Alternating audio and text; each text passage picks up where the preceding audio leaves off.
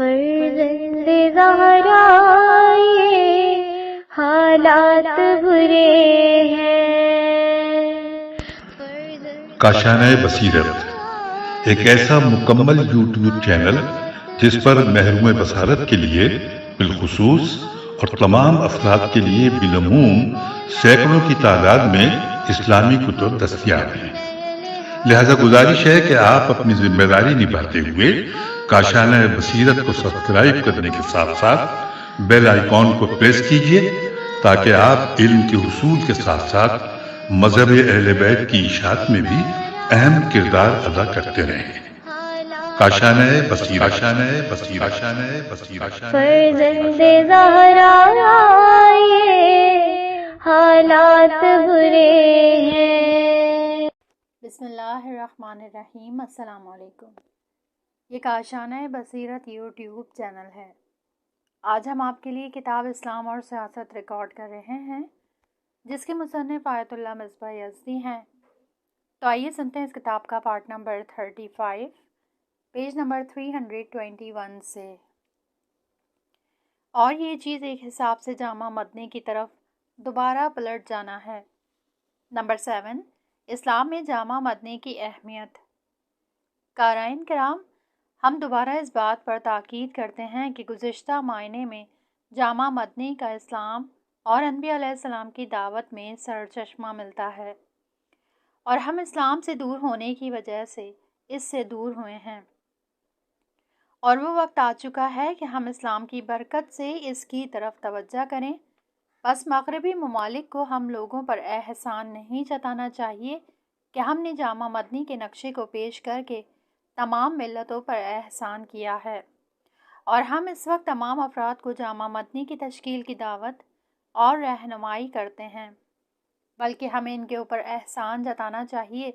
کہ جب اسلامی تمدن اپنے عروج پر تھا تو مغربی معاشرہ نیم وحشی تھا، یعنی آدھی حیوانیت پائی جاتی تھی، اور اسلامی تمدن نے ان کو آہستہ آہستہ صاحب تمدن کیا، اور انہوں نے جامع مدنی کو اسلام سے حاصل کیا ہے۔ لیکن اس وقت یہ دعویٰ کرتے ہیں کہ ہم مغربی کلچر کو اسلامی ملک میں رواج دینا چاہتے ہیں اور ہماری تربیت کرنا چاہتے ہیں تاکہ جامع مدنی کو قبول کرنے کی صلاحیت پیدا ہو جائے۔ لہٰذا ثابت یہ ہوا کہ صحیح معنی میں جامع مدنی اسلام اور اسلامی تمدن میں سرچشمہ رکھتا ہے، اور اگر کوئی اسلام کی طرف رجوع کرے تو اس میں جامع مدنی مل جائے گا۔ لیکن جامع مدنی کے دوسرے معنی بھی کیے جاتے ہیں جو ہمارے نزدیک قابل قبول نہیں ہیں، کیونکہ آج کل مغربی کلچر میں جامع مدنی کے اسلامی معاشرے کے مخالف معنی کیے جاتے ہیں، اور وہ یہ ہیں کہ جامع مدنی یعنی جس میں دین کی سلطنت نہ ہو اور معاشرے کے امور میں دینی کوئی منصوبہ نہ ہو۔ ایسے غیر دینی جامع مدنی جس کا آج کل بہت زیادہ پروپیگنڈا کیا جاتا ہے، میں حکومت کے تمام عہدوں کے سلسلے میں تمام لوگ برابر ہونے چاہئیں، اور جیسا کہ کہتے ہیں کہ ایرانی معاشرہ جامع مدنی میں تبدیل ہونا چاہیے، یعنی ایک یہودی بھی صدر مملکت ہو سکتا ہے، کیونکہ تمام انسان انسانیت میں برابر کے شریک ہیں، یعنی انسانوں میں پہلا درجہ یا دوسرا درجہ نہیں ہے، کیونکہ وہ اس نعرے کے ذریعے چاہتے ہیں کہ ایک الحادی اور منحرف مذہب جو صہیونزم سے وابستہ ہے ان کو قانونی طور پر مان لیا جائے۔ وہ لوگ اس بہانے سے کہ انسان ایک درجے کے ہیں اور ان میں چند درجہ نہیں ہیں، یہ چاہتے ہیں کہ امریکہ اور صہیونزم سے وابستہ گروہ کو اہم عہدے مثلاً صدر مملکت کے عہدے پر بٹھا دیا جائے۔ اگر ہم یہ دعویٰ کرتے ہیں کہ ہم شہریوں کے اختلاف ایک حد تک قابل قبول ہے، اس کی وجہ یہ ہے کہ ہمارے بنیادی قوانین میں بعض عہدوں کے لیے خاص شرائط رکھے گئے ہیں، جیسے کہ خداوند عالم بھی ارشاد فرماتا ہے۔ ترجمہ: اور خدا کفار کے لیے صاحب ایمان کے خلاف کوئی راہ نہیں دے سکتا۔ سورہ نساء آیت نمبر 141۔ اس طرح کا نظریہ جامع مدنی سے کوئی مخالفت نہیں رکھتا، لیکن اسلامی نظریے کے مطابق وہ جامع مدنی جس میں کافر اور مسلمان تمام حقوق اور مختلف عہدوں پر فائز ہونے میں سب برابر ہوں، قابل قبول نہیں ہے، اور ہم صاف طور پر یہ اعلان کرتے ہیں کہ اسلام اس چیز کی اجازت نہیں دیتا کہ اسلامی معاشرے پر کوئی کافر مسلط ہو اور مسلمانوں پر حکومت کرے۔ اسی طرح یہ بھی اجازت نہیں ہے کہ ایک ایسی پارٹی یا ایک ایسا مذہب جو ملحد اور صہیونزم سے وابستہ ہو، اس کو قانونی طور پر مان لیا جائے۔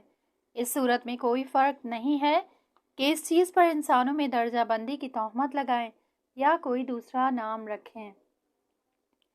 نمبر 8، اسلامی انتخاب کے معیار سے مخالفت کے نئے ہیلے، پیج نمبر 322۔ قارئین کرام،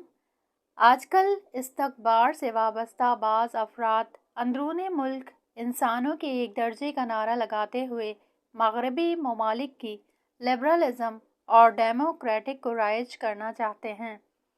اور اس مطلب کو وہ معاشرے کے اندر رائج کرنا چاہتے ہیں کہ انسانوں کے درمیان کوئی فرق نہیں ہے، لہٰذا ان کے حقوق بھی برابر ہیں اور ملک کے قوانین بناتے وقت ان کو بھی مد نظر رکھنا چاہیے۔ اگرچہ انسانوں کے درمیان دو درجہ نہ ہونے کو اسلام بھی قبول کرتا ہے، جیسا کہ خداوند عالم کا ارشاد ہے۔ ترجمہ: اے انسانوں، ہم نے تم کو ایک مرد اور ایک عورت سے پیدا کیا ہے اور تم میں شاخیں اور قبیلے قرار دیے ہیں تاکہ تم آپس میں ایک دوسرے کو پہچان سکو۔ بے شک تم میں سے خدا کے نزدیک زیادہ محترم وہی ہے جو زیادہ پرہیزگار ہے۔ سورہ حجرات آیت نمبر 13۔ مذکورہ آیت میں ذاتی اور تکوینی خصوصیات کے اعتبار سے کوئی فرق نہیں ہے، بلکہ سب برابر ہیں، اور اس لحاظ سے انسانوں میں کسی درجہ بندی کا تصور بھی ممکن نہیں ہے۔ لیکن اسی آیت کے ذیل میں عرضی فرق کی طرف اشارہ موجود ہے، یعنی اگرچہ تکوینی یعنی ذاتی طور پر تمام انسان ایک ہی درجے کے ہیں، لیکن اکتسابی خصوصیات اور انسانی صفات کے صاحب امتیاز ہو سکتے ہیں۔ اسی وجہ سے بعض اقوا افراد خدا کے نزدیک ایک خاص اہمیت رکھتے ہیں، اور یہ بھی نہیں کہا جا سکتا کہ خداوند عالم کے نزدیک تمام انسان برابر ہیں۔ اسی طرح صلاحیت اور شائستگی کے لحاظ سے چونکہ ایک دوسرے میں فرق پایا جاتا ہے، لہٰذا معاشرے میں ان کو عہدہ اور مقام دینے میں بھی برابر نہیں رکھا جا سکتا، کیونکہ ہر عہدے کے لیے خاص شرائط رکھے گئے ہیں۔ مثلاً پوری دنیا میں یہ کہیں نہیں ہوتا کہ ایک جاہل انسان کو صدر مملکت بنا دیا جائے، تو کیا اس سلسلے میں یہ کہا جا سکتا ہے کہ صدر مملکت کے عہدے کے لیے پڑھے لکھے ہونے کی شرط لگانا انسان کے برابر ہونے کے خلاف ہے؟ اور کیا یہ وہی انسانوں کے دو درجہ ماننا نہیں ہے؟ دنیا بھر میں اہم عہدوں مثلاً صدر مملکت کے عہدے کے لیے خاص شرائط مقرر کیے گئے ہیں۔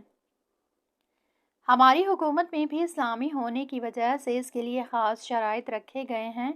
اور جس دلیل کے تحت صدر مملکت کو پڑھا لکھا ہونا ضروری ہے، اسی دلیل کے تحت ایک اسلامی ملک کے صدر مملکت کا اسلام کا حامی اور طرفدار ہونا ضروری ہے،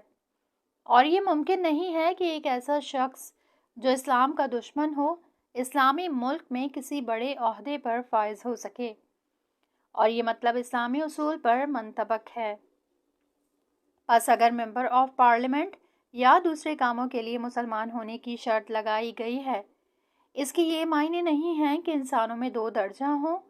اگر اسلامی معاشرے کے اندر ان حقوق اور ذمہ داریوں کے مقابلے میں جو مسلمان انجام دیتے ہیں، اسی طرح مسلمان شمس و زکوٰۃ ادا کرتے ہیں، اس کے مقابلے میں دوسرے ادیان کی پیروکاروں کے لیے الگ طریقے پر حقوق اور وظائف معین کیے جائیں، تو اس کا مطلب انسانوں میں درجہ بندی کے نہیں ہے۔ اگرچہ ایک لحاظ سے ان فرقوں کی وجہ سے انسان کے درجے میں فرق پایا جاتا ہے۔ اگر کوئی شخص یہ کہے کہ مقام رہبری، ریاست جمہوری اور دوسرے اہم عہدے اس شخص کو دیے جا سکتے ہیں جو اسلام اور اسلامی حکومت کا مخالف ہو، نیز بنیادی قوانین کو قبول نہ کرتا ہو، تو ایسا کرنا اس شخص کی مانند ہے جو اپنا کامل اختیار اپنے دشمن کو دے دے۔ مسلماً ایسا کام نہ ہی عاقلانہ ہے اور نہ ہی ہونے والا، اور اگر بعض لوگ ایسا کرنا بھی چاہیں تو اسلام اس چیز کی اجازت نہیں دیتا، کیونکہ خداوند عالم نے کافروں کو مسلمانوں سے بہتر قرار نہیں دیا ہے اور مسلمانوں پر ان کی حکومت کو قبول نہیں کرتا۔ یہ ہمارا عقیدہ ہے اور ہمیں اس بات کا بھی ڈر نہیں ہے کہ ہم پر شہریوں کی درجہ بندی کی تہمت لگائی جائے۔ نمبر 9، اسلامی اصول اور اقتدار کی حفاظت اور دشمن زمینہ سازی سے مقابلے کی ضرورت، پیج نمبر 324۔ ہم بھی یہ عقیدہ رکھتے ہیں کہ تمام انسان انسانیت میں شریک ہیں، لیکن بعض لوگ مغالطہ کرتے ہیں اور کہتے ہیں کہ چونکہ تمام انسان انسانیت کے ایک ہی درجے پر فائز ہیں، پس معاشرے میں بھی ان کے تمام حقوق برابر ہونا چاہیے۔ لیکن انسانیت میں برابر ہونے کا مطلب حقوق میں برابر ہونا نہیں ہے۔ اگرچہ تمام انسان انسانیت میں برابر کے شریک ہوں، لیکن انسانی تمام لوازمات اور انسانی فضائل برابر نہیں ہیں۔ اسی چیز کے پیش نظر اسلامی معاشرے میں ایسے بہت سے عہدے ہیں جن کے لیے خاص صلاحیتوں اور شائستگی کا ہونا ضروری ہے۔ جس طرح رہبر کے لیے فقیہ یعنی مجتہد ہونا ضروری ہے تاکہ اسلامی احکام کے جاری ہونے پر نظر رکھے، اور اگر وہ اسلام ہی کو نہ سمجھے تو پھر اس کی حفاظت بھی نہیں کر سکتا۔ اسی طرح صدر مملکت کا مسلمان ہونا ضروری ہے۔ ایک یہودی یا عیسائی ایک ایسے معاشرے پر حکومت نہیں کر سکتا جس کی 90% آبادی مسلمان ہو۔ ہمیں اس چیز کا ڈر نہیں ہونا چاہیے کہ وہ اخبار یا وہ صاحبان قلم جو عالمی استکبار سے وابستہ ہیں وہ ہم پر اس بات کی تہمت لگائیں کہ یہ لوگ شہریوں میں 2 درجے کے قائل ہیں،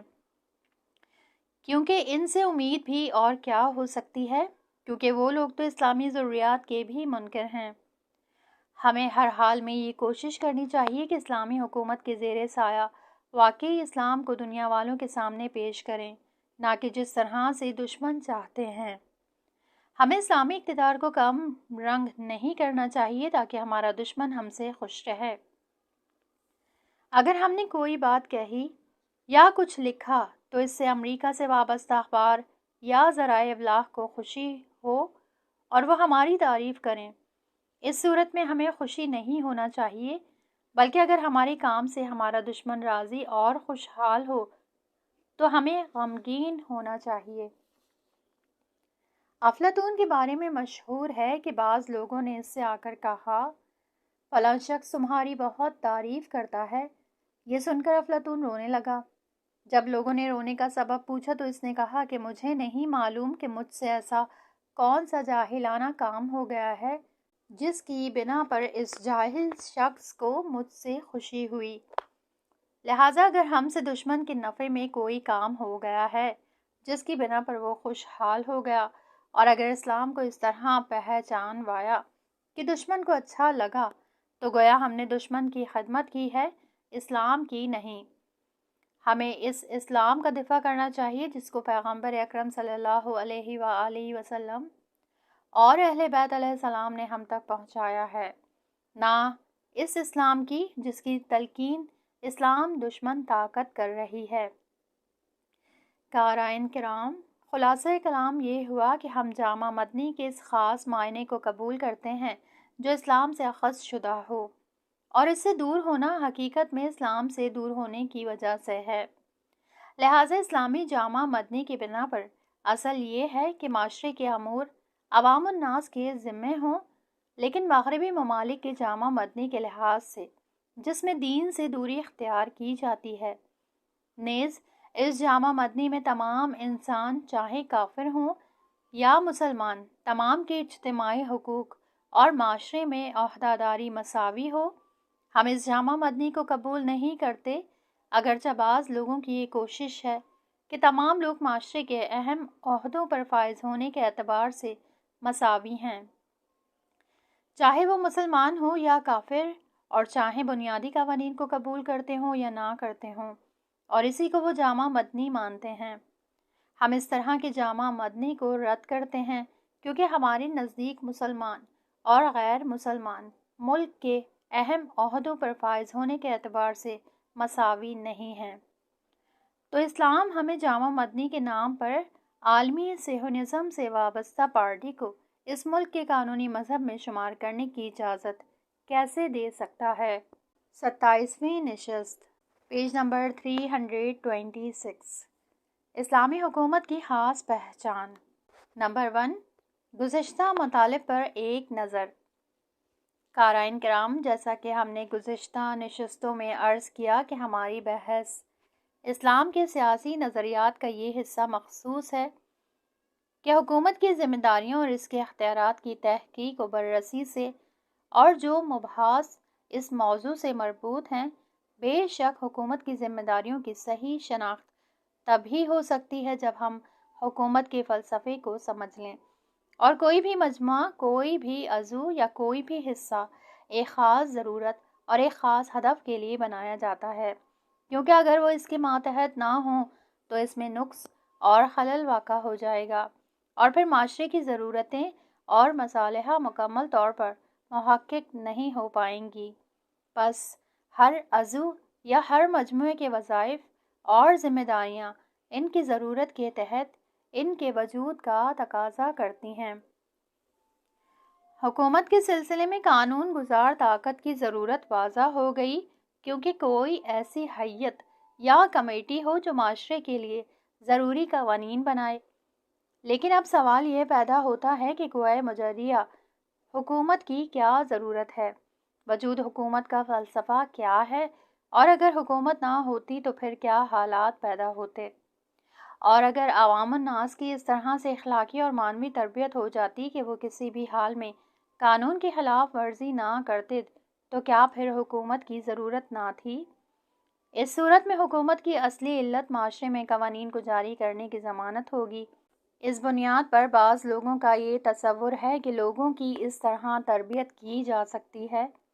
کہ خود اپنی مرضی سے اپنی ذمہ داریوں پر عمل کریں، اور پھر کسی ضامن یعنی حکومت کی کوئی ضرورت نہیں ہے۔ لیکن مسلم طور پر یہ نظریہ حقیقت سے کوسوں دور ہے، اور جیسا کہ ہم نے حکومت کی ضرورت پر دلائل کے سلسلے میں پہلے بھی عرض کیا کہ حکومت کی ضرورت پر ضمانت اجرائی کے علاوہ دوسرے دلائل بھی موجود ہیں۔ من جملہ معاشرے کی عظیم اور اہم ضرورتوں کا ہونا جو معاشرے کے تمام افراد سے متعلق ہوتی ہیں، اور کوئی خاص شخص یا کوئی خاص گروہ ان کا عہدیدار نہیں ہو سکتا، اور ان میں اس بات کی ضرورت ہوتی ہے کہ کوئی ایک ایسی ہم آہنگ کمیٹی ہو جو اپنی منصوبہ بندی کے تحت معاشرے کی ان ضرورتوں کو پورا کر سکے۔ ہم نے یہ بھی عرض کیا کہ معاشرے کی عام ضرورتوں میں سے ملک پر حملہ کرنے والوں کے مقابلے میں جنگ اور دفاع کا مسئلہ بھی ہے۔ بے شک جب جنگ زوروں پر ہوتی ہے تو کوئی خاص فرد یا خاص گروہ دشمن کے حملے کو روکنے پر قادر نہیں ہو سکتا، اور تنہا جنگ کو ادارہ نہیں کر سکتا، بلکہ معاشرے میں ایک ہماگیر اور سسٹمیٹک قدرت کا ہونا ضروری ہے تاکہ جنگ میں کامیابی مل سکے، اور اپنی منصوبہ بندی کے ذریعے عوام الناس کو جنگ میں شرکت کی دعوت دے، اور ان کو ٹرینڈ کر کے جنگی فنون میں ماہر بنا کر آمادہ جنگ کرے۔ ان کے علاوہ معاشرے کی دوسری ضروریات بھی ہوتی ہیں جن کو پورا کرنا حکومت کے زیر سایہ ہی ممکن ہے، مثلا معاشرے میں حفظ الصحت، تعلیم و تربیت اور ضروری دانش کو پورا کرنا۔ اسی طرح دوسری ضروریات بھی ہوتی ہیں جن کے لیے مخصوص وزارت خانے ہونے ضروری ہوتے ہیں، اور ظاہر سی بات ہے کہ معاشرے کے حالات بدلنے اور نئی نئی قسم کی ضرورتوں کا ایجاد ہونا جن کے لیے الگ الگ وزارت خانے ہونے ضروری ہیں۔ مثلا معاشرے کی ضرورت کے لیے بعض حالات میں اگر صرف 5 وزارت خانے کافی ہوں، لیکن نئی ضرورتوں کے پیش نظر ان وزارت خانوں میں اضافہ کیا جا سکتا ہے، اور یہ مناسب نہیں ہے کہ قانون میں مخصوص تعداد میں وزارت خانے معین کیے جائیں، بلکہ ان کی تعداد اور زمان و مکان کے شرائط کے لحاظ سے ہونا چاہیے۔ لہٰذا اسلامی سیاسی نظریے کے لحاظ سے بھی یہ معین نہیں ہے کہ اسلامی ملک کا صدر کتنے وزیر رکھ سکتا ہے، بلکہ اس مسئلے کو آزاد رکھا گیا ہے تاکہ زمانے کے پیش نظر اور مختلف ضرورتوں کے لحاظ سے وزارت خانے تعین کیے جائیں۔ نمبر 2، نظام اسلامی اور لائق نظام میں حکومت کے سلسلے میں بنیادی فرق، پیج نمبر 327۔ قارئین کرام، یہ بات طے ہو چکی ہے کہ حکومت کی ضرورت کا فلسفہ معاشرے کی مختلف ضرورتیں ہیں جن کو صرف حکومت ہی انجام دے سکتی ہے۔ خلاصہ گفتگو یہ ہے کہ حکومت کی مخصوص ذمہ داری معاشرے کی مختلف ضرورتوں کو پورا کرنا اور قوانین کا نافذ کرنا ہے۔ ہم نے قانون گزاری کی بحث میں یہ عرض کیا کہ وسعت کے لحاظ سے اسلامی معاشرے کے قوانین لائق حکومتوں سے مختلف ہیں، کیونکہ لائق حکومتوں میں قوانین کو صرف عوام الناس کی مادی ضرورتوں کو پورا کرنے کے لیے بنایا جاتا ہے، اور ان کی حکومت کی بنیاد ہی عوام الناس کی صرف مادی اور دنیاوی ضرورتوں کو پورا کرنا ہوتا ہے۔ یہاں تک کہ بعض حکومتوں میں اس بات کی شرط کی جاتی ہے کہ دین کے بارے میں کوئی حمایت نہ ہو اور کسی بھی حکومتی ادارے میں دین کی کوئی طرفداری یا اس کی حمایت دکھائی نہ دے۔ لیکن اسلامی حکومت میں قوانین کو صرف مادی ضرورتوں کے لحاظ سے نہیں دیکھا جاتا، بلکہ معنوی ضرورتوں کو بھی مد نظر رکھا جاتا ہے، بلکہ معنوی مصالحہ کو مقدم رکھا جاتا ہے۔ یہ مسئلہ بالکل قوہ مجریہ یعنی حکومت میں بھی بیان ہوتا ہے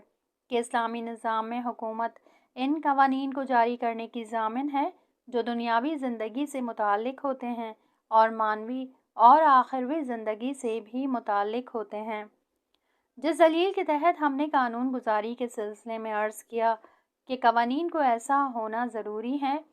جن سے معنوی ضروریات بھی پوری ہوں بلکہ ان کو مقدم رکھا جائے، اسی دلیل کے تحت اسلامی حکومت کی یہ ذمہ داری ہوتی ہے کہ معنوی مصالحہ، حقوق الہی اور اسلامی شعار یعنی رسومات سے متعلق قوانین کو بھی نافذ کرے اور اس سلسلے میں ہونے والی خلاف ورزیوں کا سدباب کرے، اور اگر کوئی اسلامی مقدسات کی آہنت کرنا چاہے تو اس کو بھی روکے۔ بے شک یہ مسئلہ حکومت کی اہم ذمہ داریوں میں سے ایک ہے۔ نمبر 3، مغربی کلچر کے عاشق افراد کی طرف سے سیکولر حکومت کی پیشکش، پیج نمبر 328۔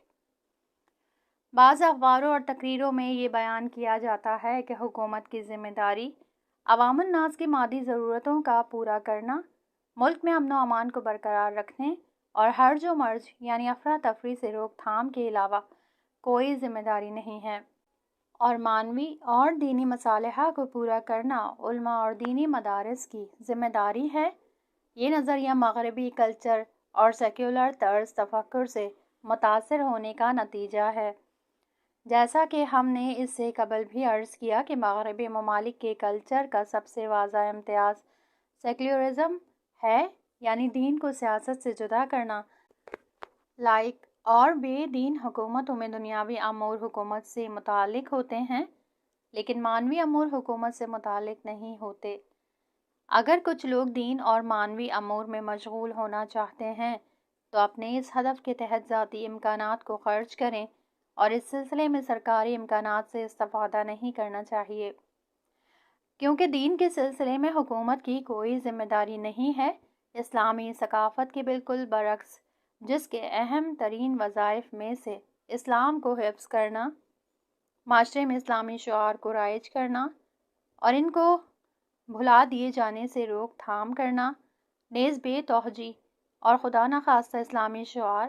اور مقدسات کی توہین کرنا وغیرہ ہے۔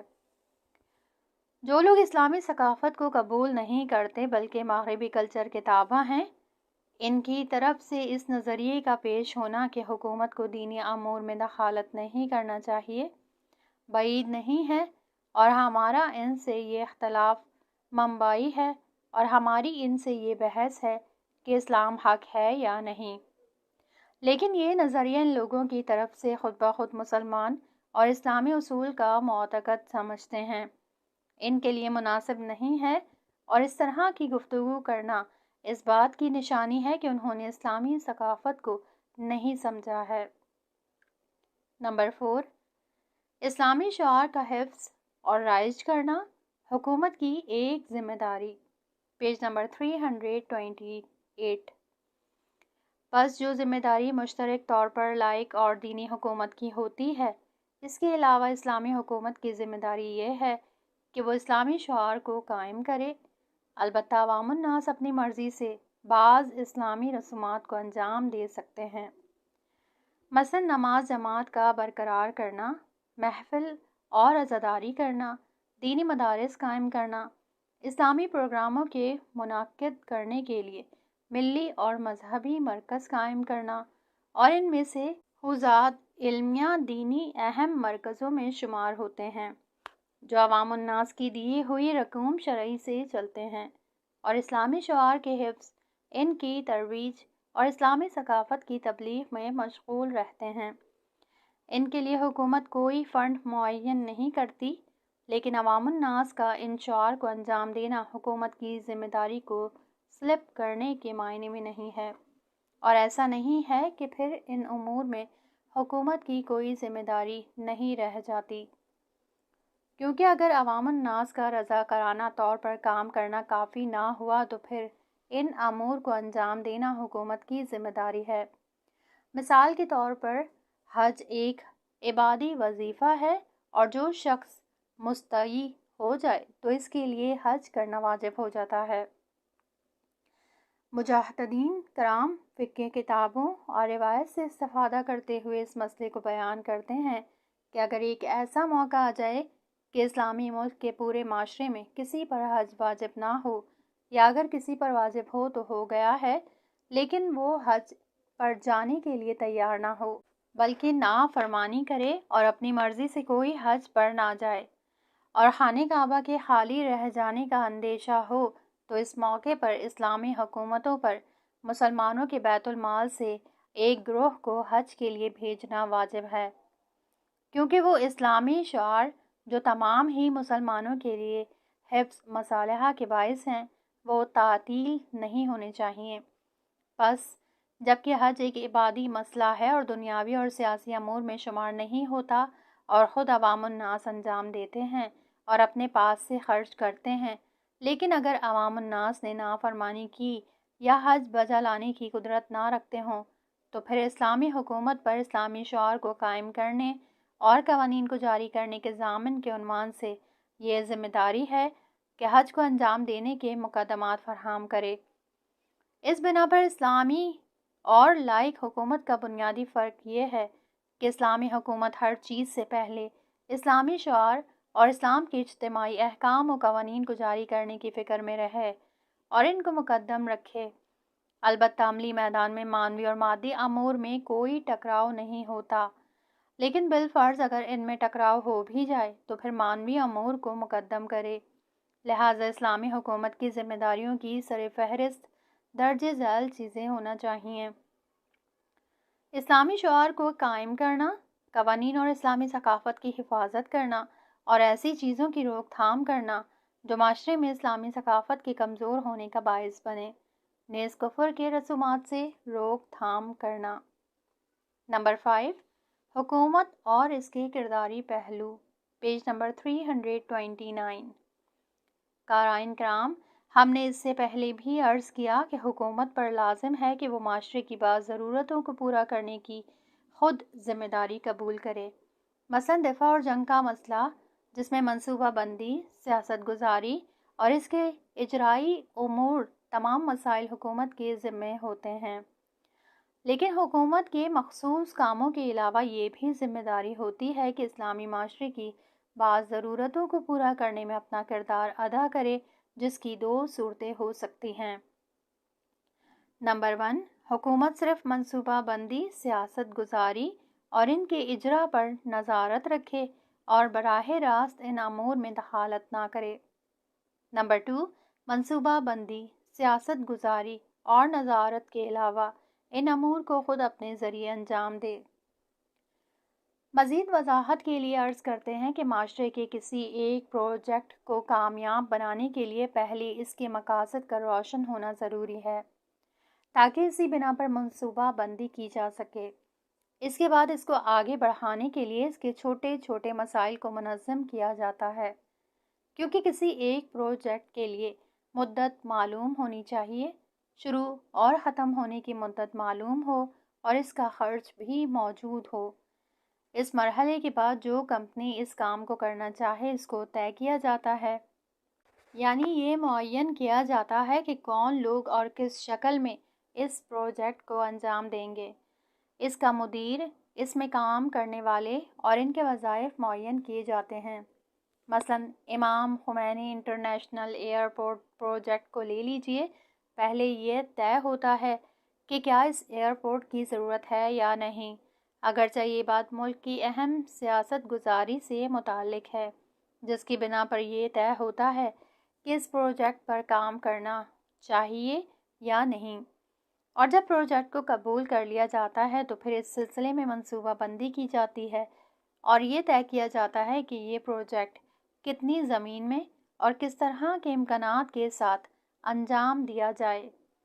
اور کس نقشے کے تحت ہو۔ اس کے بعد اس کا مدیر اور اس کے شروع ہونے کی تاریخ معین کی جاتی ہے۔